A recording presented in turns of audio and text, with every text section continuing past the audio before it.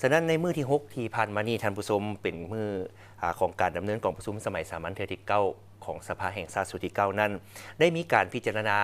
ห่างกฎหมายว่าด้วยพนักงานอัยการเป็นกฎหมายสร้างใหม่โดยการเสนอของท่านไซสนาโคตรภูธรหัวหน้าองค์การอัยการประชาชนสูงสุด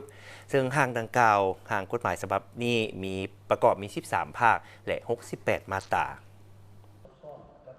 วันที่ 16 มิถุนายน 2025 ซึ่งเป็นมื้อที่ 6 ของการดำเนินกองประชุมสมัยสามัญเทื่อที่9สภาแห่งชาติสุดที่9กองประชุมภายใต้การเป็นประธานของท่านนางสุนทรสัญญจักรรองประธานสภาแห่งชาติในกองประชุมได้พิจารณาห่างกฎหมายว่าด้วยพนักงานอัยการที่เป็นกฎหมายสร้างใหม่เสนอโดยท่านไซสนะโคตรภูธรหัวหน้าองค์การอัยการประชาชนสูงสุดซึ่งท่านได้ยกให้เห็นถึงความสำคัญจำเป็นและคาดคะเนผลได้รับในการสร้างห่างกฎหมายฉบับนี้เพื่อเป็นบอนอิงในการคุ้มครองติดตามกวดกาการกำหนดสั้น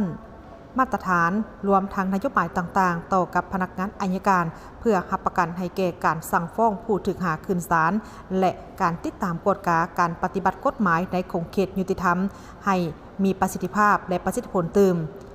ห่างกฎหมายว่าด้วยพนักงานอัยการฉบับนี้มีทั้งหมด13ภาค68มาตราที่ได้กำหนดหลักการระเบียบการและมาตรการเกี่ยวกับการคุ้มครองการเคลื่อนไหวการแต่งตั้งการเลื่อนขั้นการปลดขั้นการยกย้ายและการสับเปลี่ยนบอนประจำการของพนักงานอัยการการปฏิบัตินโยบายการติดตามกวดกาการประเมินผลเพื่อเฮ็ดให้พนักงานอัยการมีความจงรักภักดีมีคุณสมบัติศีลธรรมปฏิบัติมีความซื่อสัตย์บริสุทธิ์มีจรรยาบรรณจรรยธรรมแนใส่รับประกันการสั่งฟ้องผู้ถูกหาขึ้นศาลตามกฎหมายและการติดตามกวดกาการปฏิบัติกฎหมายขององค์การสืบสวนสอบสวนศาลประชาชน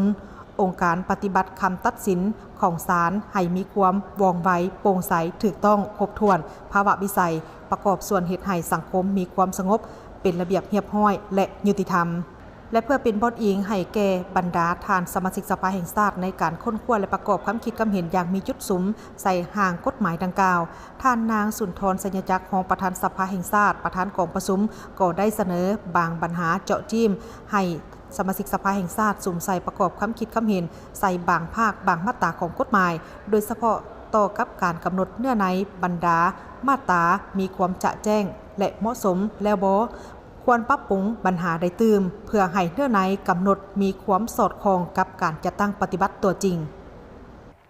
โดยอิงใส่คำถามเจาะจิ้มเกี่ยวกับโครงห่างกฎหมายภาคหมวดมาตราข้าพเจ้าเห็นว่าสอดคล้องและก็ครบถ้วนแล้วนะแต่ถึงอย่างไรก็ตามก็ขอมีคำเห็นบางจุด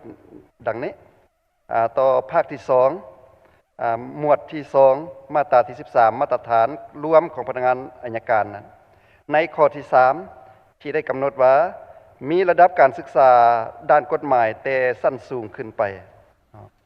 อันตามทัศนะส่วนตัวข้าพเจ้าแล้วก็อยากให้กำหนดรุดนั้นอีกได้บ่เนาะว่าอยาก